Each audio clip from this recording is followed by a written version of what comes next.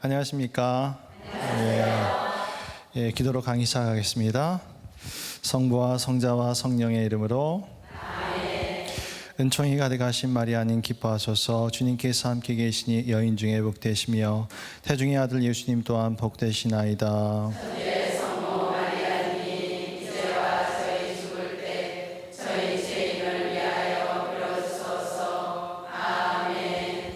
성부와 성자와 성령의 이름으로 아멘. 오늘은 가르멘스토어에서 좀 특이한 색깔을 가진 성녀 한 분을 소개할까 합니다. 다른 성인 성녀들과는 달리 이분은 좀 공부를 아주 많이 하신 학자 수녀님이십니다.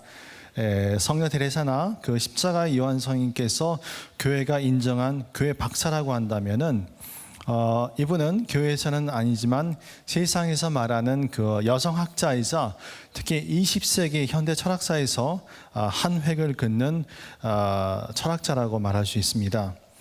성녀 에디트 슈타인이 바로 그분이십니다. 에디트 슈타인은 이분의 세속명이고요. 가르멜스토어에 입회한 후 이분이 받은 세례명이자 수도명은 그 십자가의 데레사 베네딕타라고 합니다. 일생 동안 이렇게 살겠다라고 하는 뜻이 담긴 현이가 십자가입니다.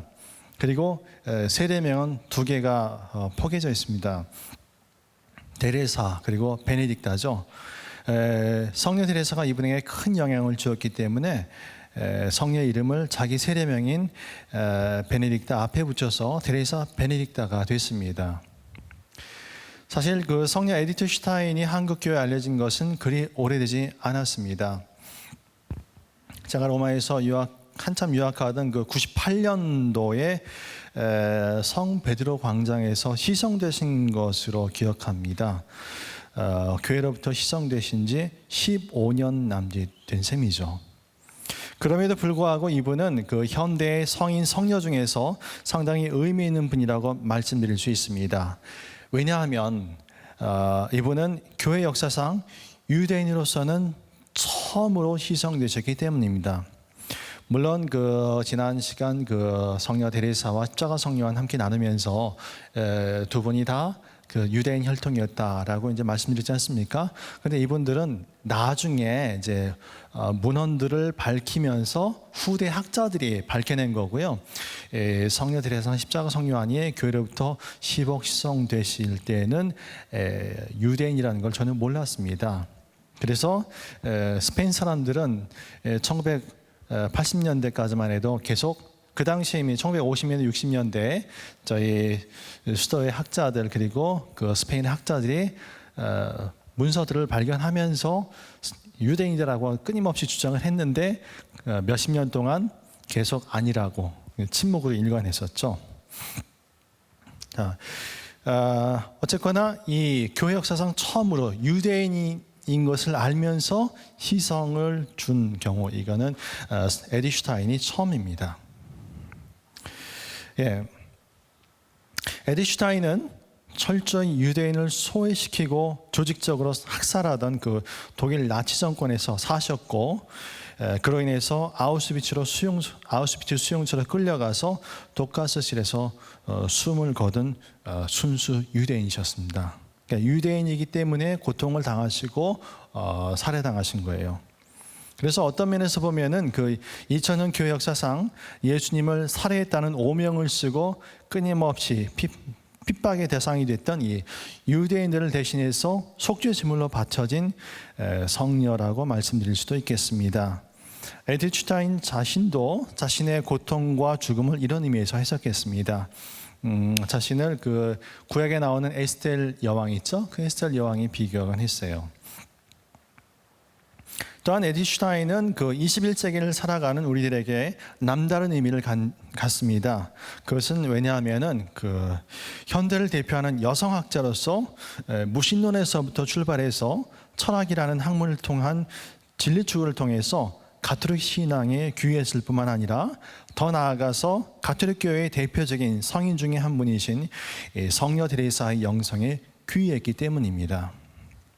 우리는 에디트 슈타인을 통해서 이 한 인간이 자신의 자신이 본성적으로 받은 지적 능력을 통해서 어떻게 진리를 추구하고 발견할 수 있는지, 그리고 더 나아가서 그 진리를 위해서 투신하고 목숨 바쳐 살 수 있는지를 볼 수 있습니다. 특히 이분의 위상이 중요한 데에는 그 현대 철학자이면서도 가톨릭 교회의 대표적인 영성의 줄기 가운데 하나인 가르멜 수도회의 수도자가 됐고, 그런 현대 철학의 흐름을 가톨릭 신학, 더 나아가서 가르멜 영성이라고 하는 수준 높은 차원으로 통합해내기 때문입니다. 성녀의 생애를 살펴보면서 자세히 짚어보게 되겠지만, 이분의 이름은 현대 철학사에서도 거명이 될 정도로 유명한 분이십니다. 에디트 슈타인은 현상이라는 분야를 통해서 현대 철학의 새로운 흐름을 주도한 인물로 평가받는 이 에드문드 후설의 제자였습니다. 에디트는 역시 그 현상학자로서 활발히 활동했고, 더욱이 20세기 초반에 발전한 철학적 인간학이라는 분야에서도 당대 그 대표적인 학자들과 어깨를 나란히 하면서 괄목할 만한 성과를 이뤄낸 철학자이자 인간학자였습니다. 이러한 철학적 바탕으로 인해서 가톨릭 신앙과 가르멜 영성은 에디트 슈타인이라고 하는 현대 철학자를 통해서 현대인의 사고방식에 맞게 재해석되고 도약할 수 있는 계기를 맞게 됩니다. 이 일은 그래서 가톨릭 교회 입장에서나 저희 가르멜 수도회 입장에서 봤을 때 정말이지 큰 행운이 아닐 수 없습니다. 또한 에디트 슈타인이 그 현대의 성인 성녀 가운데 남다른 의미를 갖는 것은 20세기 초반 아직도 여성의 인권이 전 세계적으로 한참 낮았던 시절에 여성의 인권과 여성에 대한 교육, 그리고 여성의 존엄성을 신장하고 알리기 위해서 노력했던 그 대표적인 여성 운동가였다는 것, 그리고 이를 궁극적으로는 가톨릭 신앙 안에서 통합하고 풀어낸 인물이기 때문입니다. 이분이 살고 자랐던 그 19세기 말에서 20세기 초반은 유럽 전역에서 아직도 그 여성의 사회 참여가 거의 이루어지지 않았던 시절이었습니다.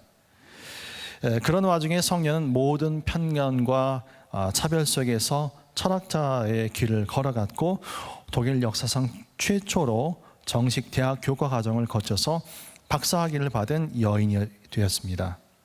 그리고 그 학문적 성과를 바탕으로 에디트는 그 유럽 전역을 무대로 여성의 인권을 신장하기 위해서 가르멜 수녀에 입회하기 전까지 상당히 많은 노력을 기울였습니다. 그러면 그 성녀 에디트 슈타인은 구체적으로 어떤 사람인지, 또 어떻게 진리의 길을 찾아갈 수 있었는지 그 성녀의 생애를 따라가면서 좀 더 구체적으로 살펴보도록 하겠습니다. 앞서 잠시 말씀드렸듯이 에디트 슈타인은 소아드레사나 비오 성인 같은 그 현대 성인들에 비해서 많이 알려지지 않은 분입니다. 그런데 이 성녀에게서 볼 수 있는 특이한 점은요, 생애 안에서 중요한 메시지가 드러나고 있다는 사실입니다. 성녀께서 아우슈비츠에서 돌아가신 지 60년 정도밖에 되지 않았는데요, 성녀의 생애에 대해서 쓴 책만 해도 약 200여 종이 넘습니다. 성녀가 돌아가시고 나서 성녀의 생애에 대해서 매년 그 4종류의 책이 출판됐다고 볼 수 있는 거죠. 그만큼 에디트의 사상만큼이나 그 사상이 잉태된 그 에디트의 생애가 중요하다는 점을 반증하고 있다라고 우리는 이 현상을 통해서 볼 수 있는 것입니다. 뿐만 아니라 에디트는 그 일생에 걸쳐서 약 27권의 책을 쓰였습니다. 아마도 그 저희 수도회의 성인 성녀들 중에서는 제일 많이 책을 쓴 걸로 이제 압니다. 이거는 단행본을 얘기하는 거고요. 단행본 말고 아티클이나 그 논문 있죠? 이런 건 부지기수로 엄청 많습니다. 다시 본론으로 돌아가서 그 에디트 슈타인의 생애는 크게 4단계로 나눌 수 있습니다. 우선 첫 번째 단계는 그 1891년부터 1902년까지인데요. 이 시기에 우리는 그 유대인으로서 에디트의 모습, 그리고 그 어린 시절 가졌던 그 에디트의 그 위기에 대해서 살펴볼 수 있습니다. 또 두 번째 단계는 1903년부터 1921년까지입니다. 이 시기에 보게 되는 에디트 슈타인의 특징적인 모습은 그 진리를 찾아 나서는 사람입니다. 이 시기에 에디트는 진리를 찾아 나서고 결국 그리스도를 만나게 됩니다. 진리를 찾아가는 이 시기에 성령을 통해서 우리는 그 에디트의 진면목을 보게 됩니다. 이 세 번째 단계는 1922년부터 1933년까지입니다. 이때 에디트는 세례를 받고 가톨릭 신자로서 활동을 했습니다. 그리고 그것을 자신의 학문 한과 접목을 해서 이 신앙 안에서 자신의 그 철학적인 성과를 통합하고 발전시키고 이를 인류를 위한 봉사에 활용하게 됩니다. 그리고 마지막 네 번째 단계는 1933년부터 1942년까지입니다. 이 시기에 에디트는 가르멜 수녀원에 입회해서 가르멜 수녀로 살았습니다. 쾰른 가르멜이죠. 그리고 마침내 그 나치에 붙잡혀서 아우슈비츠 수용소에서 돌아가시게 됩니다. 우선 첫 번째 시기인 그 어린 시절을 함께 보겠습니다. 1891년부터 1902년까지입니다. 에디트 슈타인은 1891년 10월 12일 그 브레슬라우라고 하는 도시에서 지그프리드 슈타인과 아우구스테 슈타인이라고 하는 두 부부의 막내딸로 태어났습니다. 이 브레슬라우라는 곳은 그 현재 폴란드 서부에 있는 대도시입니다. 그런데 에디트가 살았던 그 1900년대 초반 시절에는 동부 독일에 있던 도시입니다. 독일이 2차 대전에서 패망한 다음에 이 지역이 폴란드로 넘어가게 됐습니다. 그러나 본래 그 브레슬라우는 독일의 문화가 깊이 뿌리내린 독일의 대표적인 도시 중에 하나였습니다. 에디트 슈타인의 그 어린 시절에서 특징적으로 우리가 보게 되는 것은요, 유대인 가정 안에서 태어나서 유대식 교육을 받으며 자라났다는 점입니다. 에디트는 11명의 형제 가운데 막내였습니다. 유아 시절 그 에디트에게 영향을 준 사건이 하나 있는데요. 2살 때 아버지가 돌아가셨다는 점입니다. 이로 인해서 어머니는 홀로 많은 자녀들을 키우면서 남편의 사업을 도맡아야 했습니다. 그런데 어머니는 강인한 의지로 이 난간을 잘 헤쳐나갔습니다. 이런 어머니의 모습은 성녀에게 큰 영향을 미치게 됩니다. 그런 어머니의 모습을 보면서 우리는 에디트가 훗날 학자로서 여성운동에 적극 참여하게 되는 동기의 한 단면을 엿볼 수 있습니다. 어린 시절 에디트는 상당히 지적인 욕구가 강했습니다. 쉽게 말해서 에디트는 어린 시절부터 아주 총명했고 학교 공부도 아주 잘 따라갔습니다. 또한 그런 지적인 능력은 단순히 학업에만 그치지 않고 자신의 내면을 살펴보는 감수성으로 이어졌습니다. 에디트는 그 내면에서 일어난 여러 가지 생각을 지나쳐버리지 않고 끊임없이 반추해서 해답을 반드시 찾아내는 그런 철두철미한 성격을 갖고 있었죠. 바로 이러한 모습 때문에 에디트는 14살 때 그 자신의 삶에 대해서 반추하고 그 자기가 하고 있는 일이 무슨 의미를 갖는지 그 삶의 의미에 대해서 묻기 시작합니다. 에디트는 이런 면에서 볼 때 정말 조숙한 아이였던 것 같습니다. 보통 사람들 같으면 그런 인생에 대한 깊이 있는 물음들은 30살이 좀 지나야 되지 않을까, 그렇죠? 그래서 그런 물음들은 좀 나이가 들고 사회생활을 하면서 인생의 우여곡절을 겪으면서 하는 그런 정말 깊은 철학적인 물음들인데요. 에디트는 사춘기에 들어서자마자 그런 질문을 던지기 시작했습니다. 그리고 나서는 어느 날 갑자기 잘 따라가던 학교 공부를 그만두기로 결정합니다. 왜 공부를 해야 하는가? 또 왜 살아야 하는가? 이런 질문에 대한 대답을 찾지 못했던 에디트에게 학교 공부는 무의미했기 때문입니다. 뿐만 아니라 그 에디트는 어린 시절부터 믿고 실천해 오던 그 유대교 신앙도 이때 버리게 됩니다. 결국 걱정이 된 어머니는 에디트를 그 독일 북부에 있는 그 항구 도시 있죠? 함부르크에 사는 큰 언니 집에 보내게 됩니다. 여러분들은 그 소시적에 이런 질문들을 해보셨는지 모르겠습니다. 에리츠타인처럼 아마도 그 시기는 다르지만 대동소이하게 그런 질문들을 하셨기 때문에 신앙을 받아들이고 여기까지 오시지 않나 생각합니다. 저 같은 경우도 이 수도에 들어오게 된 그 계기가 이런 삶에 대한 물음들 때문이었습니다. 제가 이런 홍역을 치른 게 고등학교 1학년, 2학년 때였는데요. 지금도 분명히 기억하고 있는 순간입니다.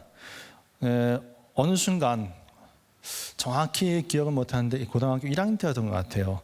어느 순간 이 세상에 존재하는 나 자신에 대해서 스스로 자각하기 시작을 한 거예요. 그리고 이런 물음들이 제 안에서 끊임없이 솟아나는 거를 제가 이제 느끼고 그 해답을 이제 찾기 시작했던 겁니다. 나는 누구인가라고 하는 거죠. 그리고 나는 어디에서 왔고 내 인생은 궁극적으로 어디로 향하고 있는가라고 하는 것. 또 나는 왜 존재하는가. 그리고 죽음으로 인해서 인생이 마감한다면 우리가 이 세상에서 하는 모든 일은 정말 아무 의미도 없고 상대적인 것은 아닌가. 그러니까 이런 생각이 그때 들었던 겁니다. 근데 그런 결론이 나니까 공부를 해서 뭐 출세를 하고 돈을 벌고 또 결혼을 하고 자식을 낳고 하는 그런 이런 모든 그 인생을 살아가면서 겪게 된 일들이 정말 아무 의미가 없어진 거예요. 세속에서 정말 정치인들이 그렇게 바라는 게 권력을 차지해서 마지막에는 권력의 정점인 대통령이 되는 거 아닙니까? 대통령은 기껏해야 5년이면 끝납니다. 5년 끝나면 어떻습니까? 뒷방 늙은이로 전락해요. 아무도 봐주지 않습니다. 그렇죠? 예. 재벌 어떻습니까? 우리나라 현대사를 이끌어온 그 재벌 대표적인 정주영이나 이병철 회장, 그 사람들 그 수백조의 그 재산을 모았지만 그 재산 1원 한 푼도 가져가지 못합니다. 그렇죠? 그런데 만일 진리가 있다면, 그리고 그 진리를 단 한순간만이라도 깨닫고 살 수만 있다면 얼마나 인생이 행복하고 의미가 있을까 하는 생각이 이제 고등학교 1학년, 2학년 때 이제 저를 지배했던 생각이었습니다. 그래서 만일 그렇게 살 수만 있다면은 단 하루를 살아도 그게 진짜 사람 사는 것이 아닌가 하는 생각이었던 거예요. 만일 그렇지 못하다면은 아무리 세속에서 누릴 걸 다 누리고 100년, 1000년을 살아도 그거는 동물의 삶일 뿐입니다. 또 인간의 삶은 아닌 거예요. 그러니까 인간이 동물과 근본적으로 다른 것은 자기 존재의 의미를 캐묻고 보다 의미 있는 삶을 살고자 하는 데 있습니다. 그래서 결국 이런 제 고민의 종착점은 주님을 따르는 것이었습니다. 구체적으로는 성직자가 되는 것이었죠. 근데 저는 본래 어렸을 때부터 개신교 신자였습니다. 여기 제 고향은 저 노량진입니다. 제일한강교회 있는 데 있죠. 흑석동 노량진 이쪽인데 어렸을 때부터 노량진교회 개신교를 다녔어요. 그러다가 이제 친구 따라서 좀 더 고등학교 1, 2학년 때 열심히 이제 그 개신교 활동을 했습니다. 학생 활동도 하고 뭐 중창단 뭐 별걸 다 했어요. 그러니까 공부 석교 수업 끝나면은 교회 가가지고 책가방 던져놓고서는 밤 10시, 11시까지 이제 그렇게 고등학교를 보냈습니다. 그러면서 이런 고민을 했던 거예요. 그러면서 이제 정말 그 진리를 따라야겠다라고 생각을 했고 성직자가 되겠다고 생각을 했는데, 근데 아무리 생각을 해봐도 이게 목사님은 아니다 싶은 거예요. 아무리 생각해봐도. 그렇죠? 예. 왜냐하면 동서고금을 막론하고 도를 닦기 위해서 출가한 사람이 자기 아내 그리고 자기 자식 거느리고 또 자기 재산을 쌓아놓고 도 닦는 사람은 제가 동서고금을 막론하고 보지를 못했어요. 그때 고등학생인데도 불구하고 그거 보이지 않습니까? 그렇죠? 예. 그리고 또 세속에서도 어느 한 분야에서 일가견을 이루고 대가가 되려면요 모든 것을 다 걸고 투신해야 합니다. 그래서 그 제 마음에 일어나기 시작한 게 개신교나 가톨릭이나 그 예수님을 믿고 따르는 것은 매 한 가지니까 가톨릭으로 개종을 해서 사제가 되는 것이 그런 제 생각에 좀 더 근접하지 않을까 했던 거죠. 그리고 가톨릭을 안 다음에 정말 놀란 것은 이 불교처럼 가톨릭에도 진짜 도를 닦고 수행을 해서 득도하는 그런 수도자의 길이 있다는 것이었습니다. 그런데 우연히 어느 목사님이 쓰신 그 수다생활의 향기라고 하는 책에 소개된 그 한국에 진출해 있던 그 당시 그 남녀 수도회들에 대해서 볼 기회가 있었습니다. 제가 이제 주말마다 경복궁 앞에 옆에 있는 그 정덕도서관 있잖아요. 거기를 맨날 다니면서 공부하는 척하면서 맨날 이런 가톨릭 서적만 봤어요. 그런데 어느 날 이 책을 발견하고 나서 가톨릭 교회 이런 정말 대단한 수도 생활의 그 전통이 있구나라고 하는 걸 보면서 큰 충격을 먹었어요. 그리고 그 책에서 어떤 수도회가 가장 마음에 들었냐면은 봉쇄 가르멜 수도회가 소개됐는데 제가 정말 마음에 너무 쏙 들었습니다. 그래서 이제 어느 날 주말에 아예 순례할 걸 작정을 하고요. 그날 오후 내내 그 정덕도서관에서부터 시작해가지고 수리에 있는 갈매순정까지 한 몇 시간에 걸쳐서 갔습니다. 그리고 이제 문을 두드렸는데요. 그 당시 외부 수녀님 한 분이 나오시더니 여기는 수녀원인데 왜 여기로 오냐고. 그래가지고 쿠소리를 좀 맞았어요. 저는 거기가 수도원인 줄 알았던 거예요. 예. 그래서 당연히 쫓겨났겠죠. 그래서 이제 그 다음 날 제가 이제 본당에 가서 주소록을 찾아가지고 갔던 곳이 인천 가르멜 수도원입니다. 예. 그래서 제 수도 성수에 첫 정을 준 곳은 수유리 갈매순녀원입니다. 예, 어떻게 하다 보니까 제 성서회가 나왔는데요. 예, 사춘기 때 그 에디트 슈타인 역시 이런 실존적인 고민을 하면서 홍역을 알았습니다. 저보다 한 3년 정도 더 빨랐죠. 예, 다시 본론으로 들어가서 이렇게 해서 그 에디트는 함부르크의 언니 집에서 보다 다양한 체험과 인생에 대한 성찰을 통해서 앞으로 자신이 무엇을 위해서 살아갈 것인지 고민하게 됩니다. 그리고 마침내 자신이 살아갈 원대한 목표를 갖게 되죠. 그것은 다름 아닌 인류에게 봉사하기 위해서 살아간다는 것입니다. 바로 이 목표야말로 에디트가 그 이후에 실존적인 결단을 내리고 자신을 세상에 투신하는 데 근본적인 동기 역할을 하게 되는 거죠. 바로 여기에서부터 그 에디트 슈타인은 자신의 삶의 의미를 끌어낼 수 있는 원천을 발견하게 됐습니다. 그때부터 에디트 슈타인은 공부를 파고들기 시작한 거죠. 그리고는 브레슬라우 대학에 진학해서 자신의 이상을 펼칠 수 있는 학문을 공부하게 됩니다. 집에서는 부와 명예를 거머쥘 수 있는 법학이나 의학을 공부하기를 바랬습니다. 에디트가 상당히 공부를 잘했던 것 같아요. 그래서 요즘에 좀 유행이 지나갔나요? 어쨌거나 전통적으로 가장 인기 있는 돈 많이 버는 권력 이런 거 변호사, 판검사, 의사잖아요, 그렇죠? 그 당시에도 그랬던 것 같습니다. 그래서 집에서는 그렇게 되길 바랬는데 에디트는 자신의 이상에 힘을 실어줄 수 있는 학문을 선택했습니다. 성녀는 심리학, 역사학 그리고 철학 같은 것이 인류에 대한 봉사와 삶의 의미에 대한 문제를 해결해 줄 수 있다고 믿었습니다. 그리고 그 분야를 공부하기 시작했던 거죠. 그런데 당시 독일 사회에서 그 대학 교육은 남자들이나 하는 것이고 특히 그런 인문학 분야는 더욱더 보수적이고 남성 중심적이었다고 합니다. 그래서 에디트는 당시 심리학과에서 홍일점일 수밖에 없었답니다.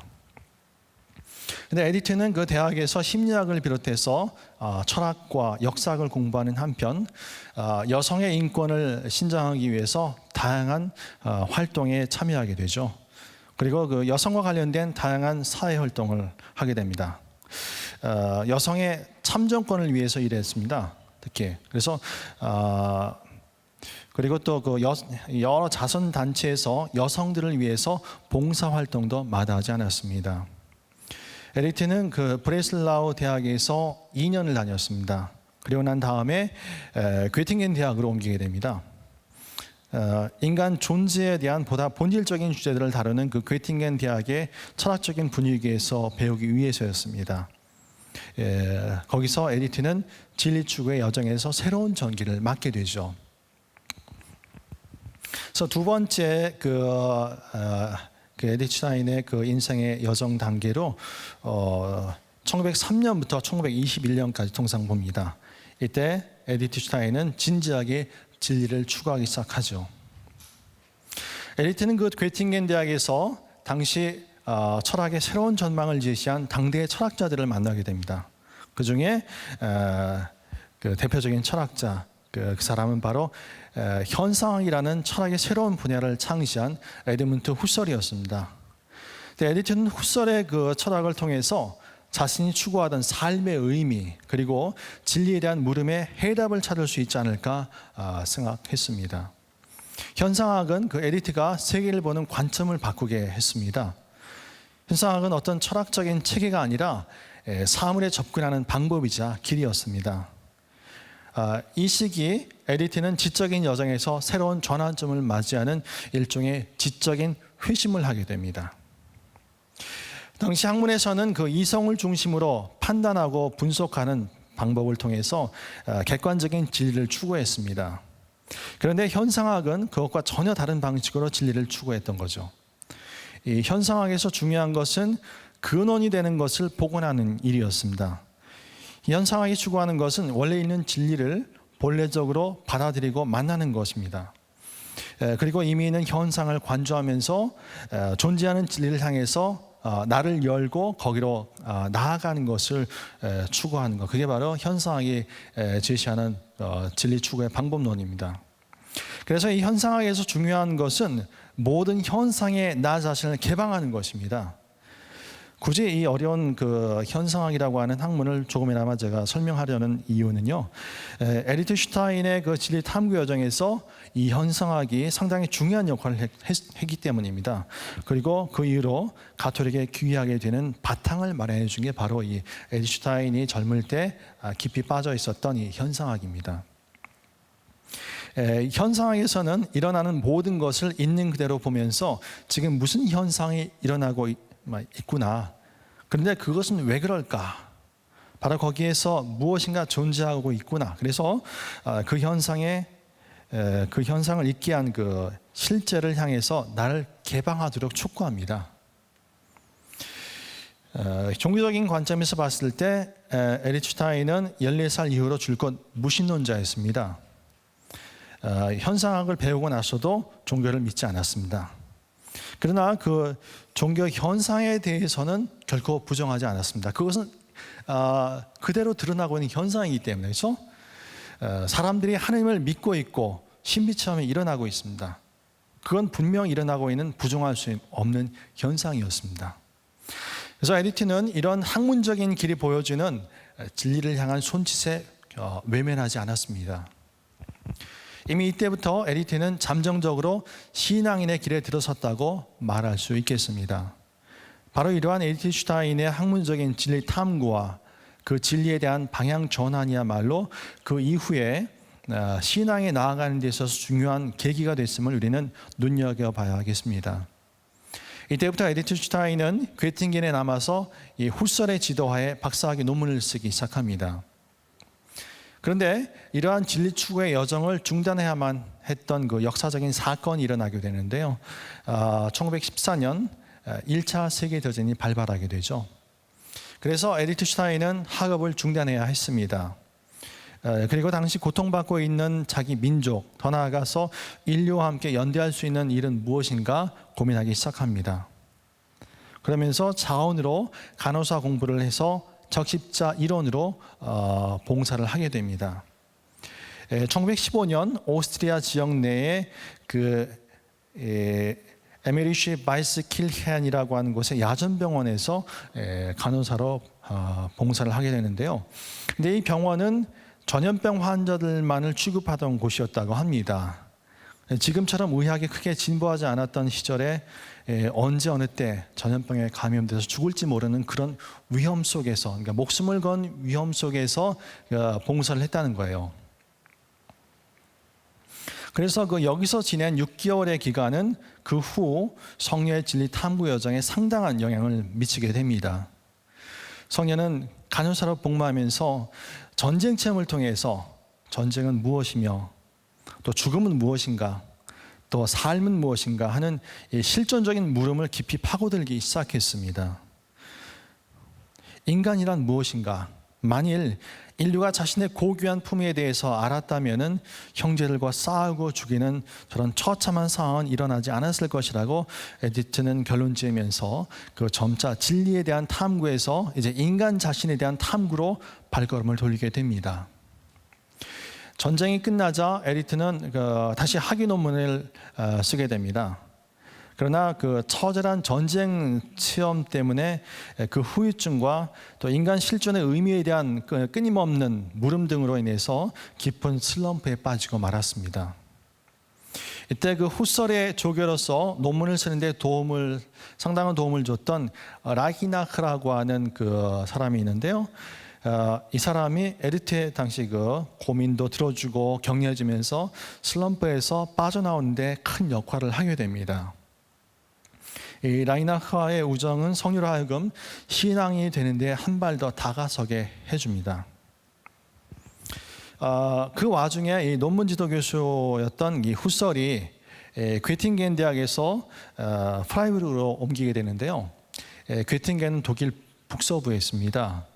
근데 거기서 독일 제일 남서부에 있는데요. 이 프라이부르고 대학으로 가서 이제 활동을 하게 되죠. 후설이. 그러니까 지도 교수님이 그쪽으로 가게 되니까 어쩔 수 없이 논문을 마무리 짓기 위해서 에디트 슈타인도 교수님을 따라서 프라이부르크 대학으로 이제 가게 되죠. 거기서 이제 학위 논문을 마무리 지었습니다. 그리고 마침내 1916년 프라이부르크 대학에서 감정이입 문제에 관하여라고 하는 제목으로 독일 역사상 처음으로 여성으로서 철학 박사 학위를 받게 됩니다. 이 논문에서 에디트가 중점적으로 다뤘던 것은 인간이 갖고 있는 이 감정이입 능력이었습니다. 그리고 이 능력을 바탕으로 에디트는 인간이 상호 인격적인 관계를 맺을 수 있는 능력이 있고, 더 나아가서 인간은 상호 관계 안에서 비로소 자신이 누구인지를 알게 된다고 주장했습니다. 또한 이러한 관계 맺을 수 있는 능력에는 영적인 차원, 또 초월적인 차원도 포함된다고 에디트는 보았던 거죠. 결론적으로 말해서 에디트는 인간의 감정이입 능력에서 그의 품위와 정체성 그리고 소명을 발견했던 겁니다.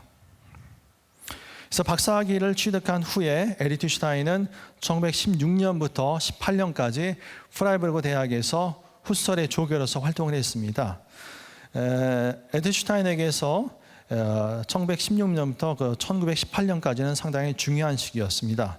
왜냐하면은 이 시기 동안에 강의와 원고 교정 작업뿐만 아니라 동시에 학자로서 깊이 있게 학문을 연구하면서 여러 주제들을 탐구하고 강의에 참여하는 다양한 활동을 했기 때문입니다. 그러는 와중에서도 에디트 슈타인은 끊임없이 놓지 않고 다음과 같은 화두들을 붙잡고 늘어졌죠. 인간은 누구인가? 그래서 이러한 전망에서 에디트는 이 주제를 다양한 측면에서, 특히 사회적이고 정치적인 차원에서 연구하게 됩니다. 그리고 이를 바탕으로 정치 활동을 하면서 1918년 여성의 정치 참여권을 보장하는 투표권을 획득하게 되죠. 진리를 향한 에디트 슈타인의 생애에서 우리가 짚고 넘어가야 하는 결정적인 사건 중에는 앞서 잠시 말씀드린 후설의 조교인 아돌프 라이나흐의 죽음을 들 수 있습니다.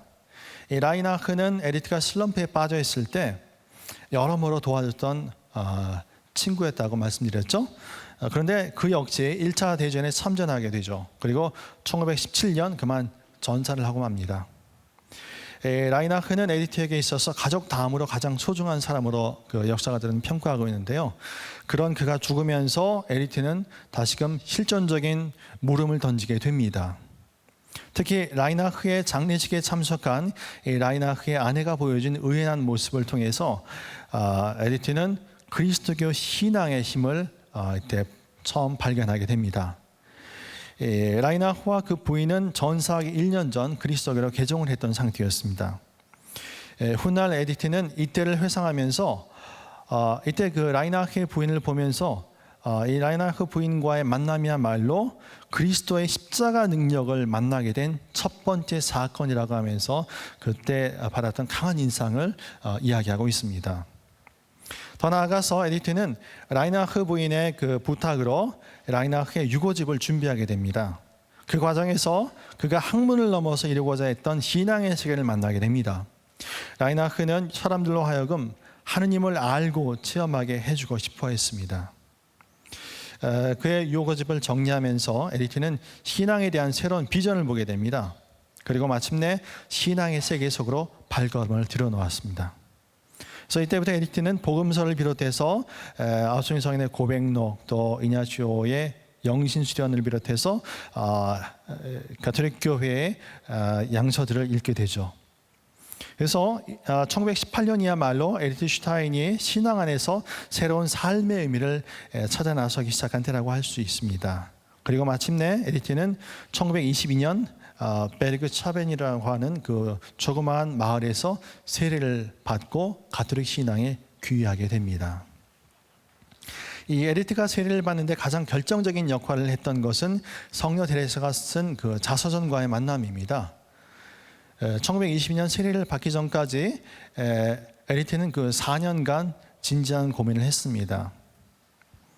어떤 신앙을 받아들여야 좋은가? 개신교 신앙인가 아니면 가톨릭 신앙인가? 그런데 이런 고민의 종지부를 찍은 것이 바로 성녀 테레사와의 만남이었습니다. 그러나 가톨릭 신앙에 대해 알기 위해서는 시간이 좀 필요했죠.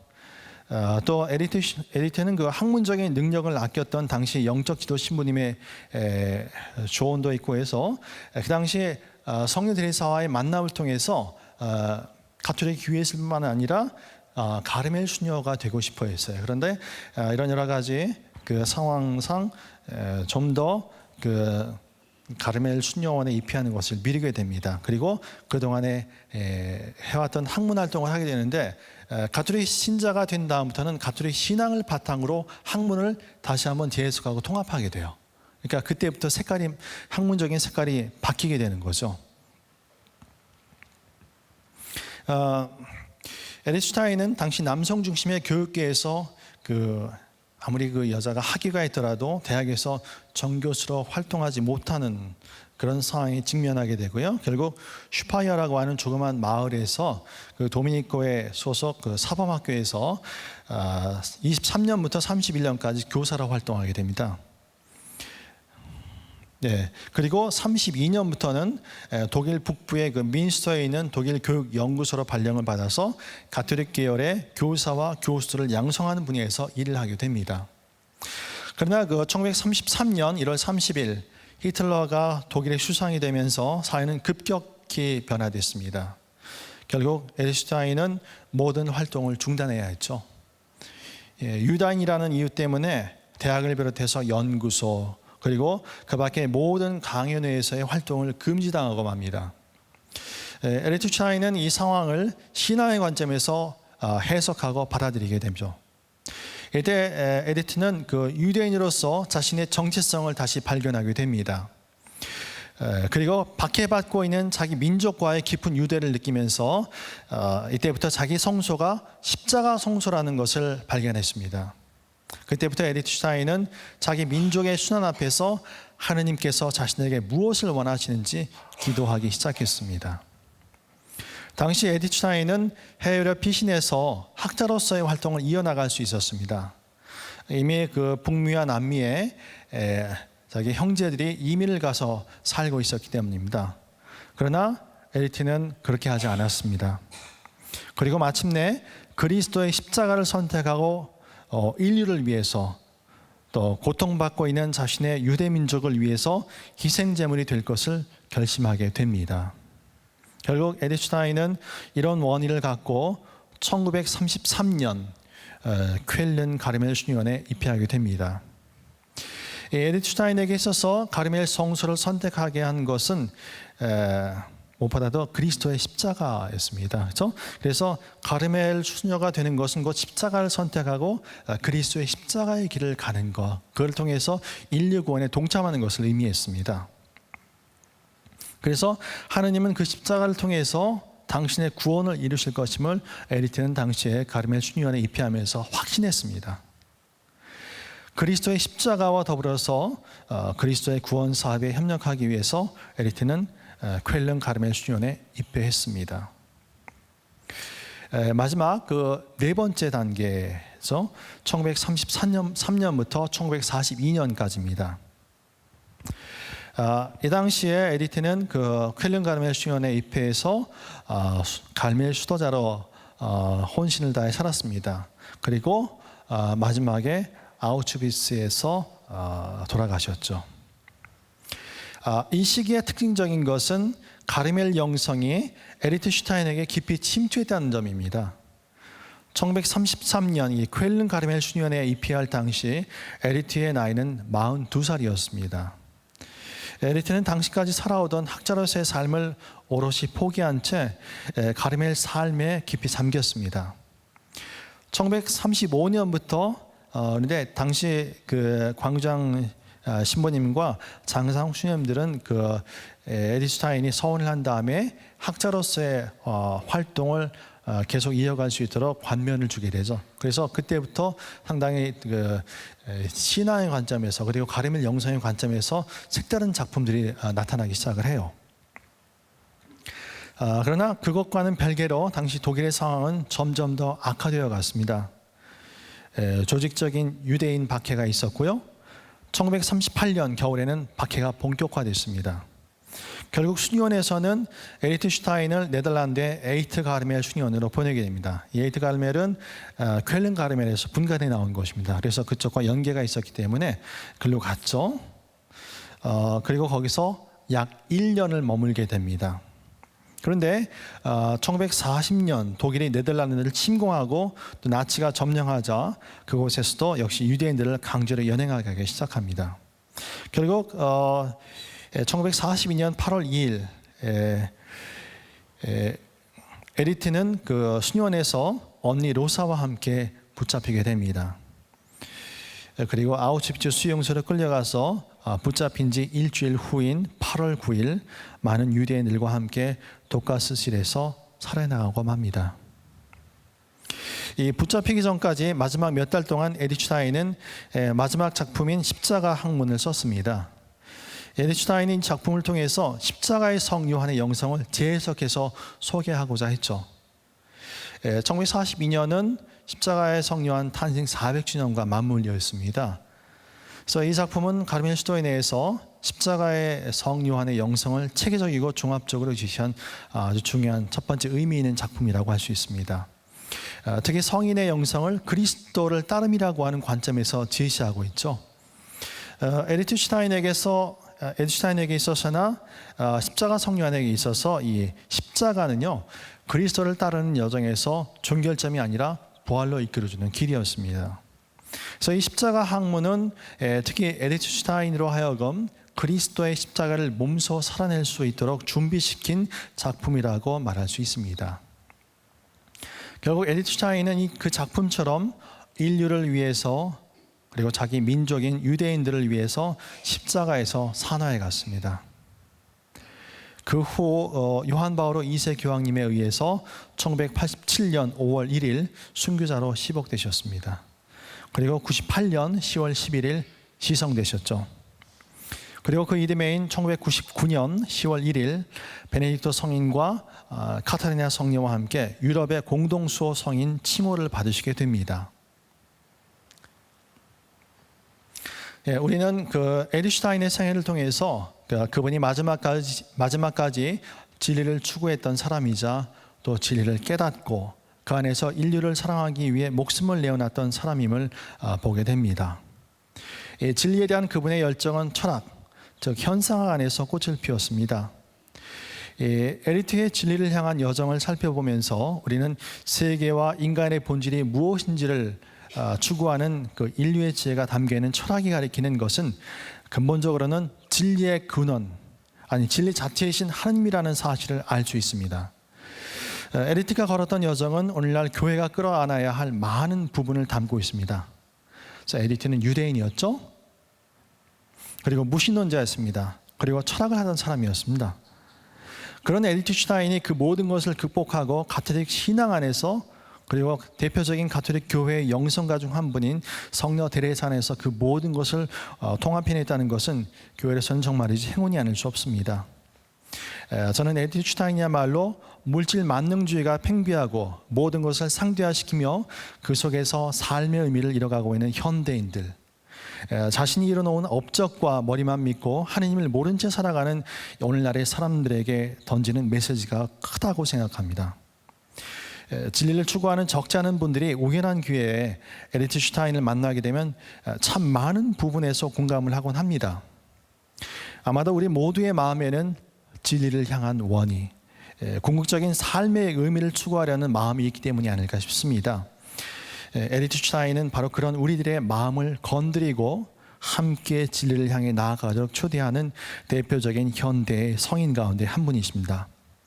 여러분들 또한 에리트 슈타인 성녀와의 만남을 통해서 진리를 향한 여러분들의 여정에 큰 힘을 받게 되기를 진심으로 바랍니다. 다 함께 영광스러워 오늘 강의를 마치겠습니다. 영광이 성부와 성자와 성령께, 성부와 성자와 성령의 이름으로 아멘. 감사합니다.